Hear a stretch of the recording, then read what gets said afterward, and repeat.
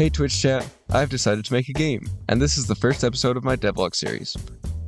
Now I've been thinking about making a game for a while, but I've never really had much motivation to actually make something for real. But then I heard this song. Hope. I experienced motivation, but more importantly, I realized that my life expectancy is running out, and I want to make something that I could be proud of and show off to others. I know almost nothing about game development, so I'm starting at the very beginning. First, I gotta do some research.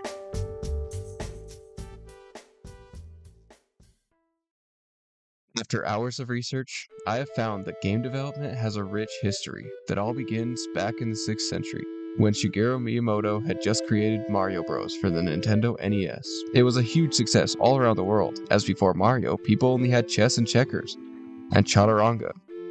But no one really played chaturanga. Mario showed the world that there was an entire medium of gaming that they had been sleeping on. Soon, multiple major companies went from selling crops and livestock to focusing completely on entertainment, creating brands that are still going strong 1500 years later today. I'm talking titans like PlayStation, Nintendo, and Halo. For hundreds of years, it was only the big companies with lots of money who could create and release video games. However, all that changed in 1977. The home computer was mass-produced all around the world, springing the world headfirst into the information age. Now the general public could finally have a taste of game development. Indie game devs started popping up all over the world, and with them came some of the most impactful games in history. Over time, the number of people making games increased, slowly but steadily, which leads us to today. Indie games are still going strong. Balatro just got nominated for overall Game of the Year last year. By now there are about 11 million game devs, but starting today, there are 11,000,001.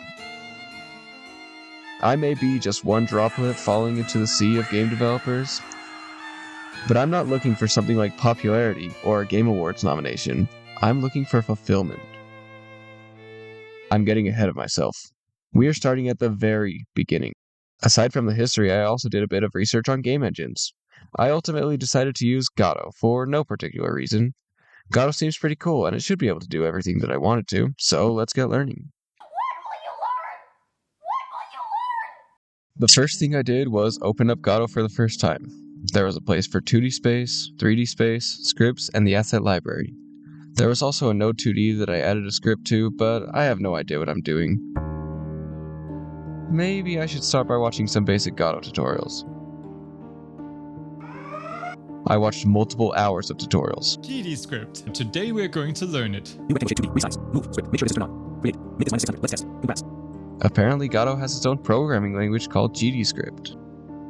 I watched more tutorials. A free and open source game engine capable of building high quality 2D and 3D games. It is a good idea to make use of the Godot docs, as there really are endless pages of information. Nodes are like building blocks that can be assigned as the child of another node to control the appearance and behavior of objects in the scene. Now that I have a basic understanding of the tools and language, it's time to make an actual game. Well, not yet. You see, during the research phase, I found the 20 Basic Games Challenge. Basically, it's a list of 20 basic games for you to try and make for the purpose of learning. And the first game is Pong. I made a bouncy ball, a player controls, and a bad AI who is bad at the game. That took only about 15 minutes, so let's move on to Breakout. This one took a bit longer, but it was still pretty basic. The next game is Asteroids. Yeah, I don't want to do this. Let's just make a 2D platformer instead. There are about 1 million tutorials out there on how to make one, so it shouldn't be too hard. I don't know exactly where I want to go with this game, but I really like how satisfying it is to use the upslash from Super Fancy Pants Adventures. So I'm going to take that idea and make a small game around it. The first thing I made was this little guy with a big sword. I'll call him Guy. I made some animations for Guy, and I think it looks fine for now, so I got coding.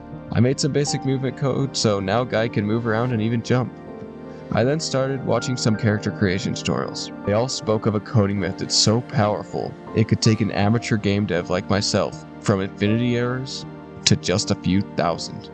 I'm talking about state machines. So imagine you have a game where you have a bunch of different attacks and movement options. When coding something like that, you could either put it all into one giant spaghetti of code where everything keeps running into each other, or you can make a state machine where all the different character states are in separate scripts that only go off when you want them to. Each state is allowed its own different properties and conditions, which makes it a lot easier to maintain and add to your code. So I loosely followed some character and state machine tutorials and came up with this. No, wait, just a second. This. I guess it's time to address the allegations about my character animations. And it's true. I am not good at animation. So instead of making these animations from scratch, I just downloaded an animation pack and drew over it with my own character design. So after making the state machine, I realized that I had a major problem. I need to make an attack animation in which Guy swings his sword in an upward fashion. The thing is, my animation pack doesn't have anything close to what I need, so I'll have to make it myself. I mean, I have a bit of practice with the training wheels of the animation pack, so maybe it won't turn out too bad.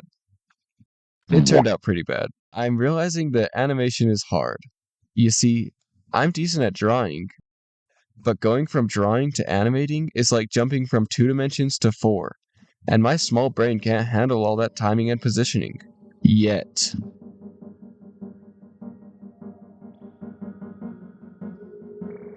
So I spent the next week of my life learning from a friend who actually spends time doing animation. The 12 principles of animation. Acting, timing, camera angle and position, and setting.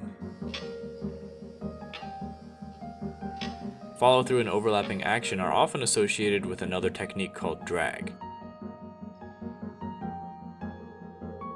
When movements are very fast, you can add arcs in the form of a smear. After I had finished training, I got this. It's still a bit rough around the edges, and I'll have to fix a few things later, but it's a giant step up from what it used to be, and I'm pretty proud of it. I put in the new animations and they looked really good. Then I ran into an even bigger problem. My state machine code is awful. Yeah, maybe I should just use a tutorial. I found a tutorial by 2 dev brothers and copied his code exactly. So now I have this. Why is he only in the idle state? I spent an embarrassing amount of time trying to figure out what could possibly be the problem here. I edited the code so severely to the point where it was unrecognizable from where it began. I didn't record any of the debugging, so I won't take you through all the specifics. All that matters is it works now.